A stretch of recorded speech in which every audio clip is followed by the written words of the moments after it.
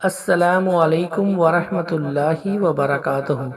حضور پاک صلی اللہ علیہ وآلہ وسلم نے فرمایا، جو شخص نماز فجر پڑھ کر سورہ انعام کے شروع کی 3 آیتیں پڑھتا ہے، اس کے یہاں 40,000 فرشتے اترتے ہیں، اس کے لیے 40,000 فرشتوں کی عبادت کا ثواب لکھا جاتا ہے، اور اس کے پاس 7 آسمانوں کی اوپر سے ایک فرشتہ بھیجا جاتا ہے، اس کے ساتھ لوہے کا ایک ہتھوڑا ہوتا ہے۔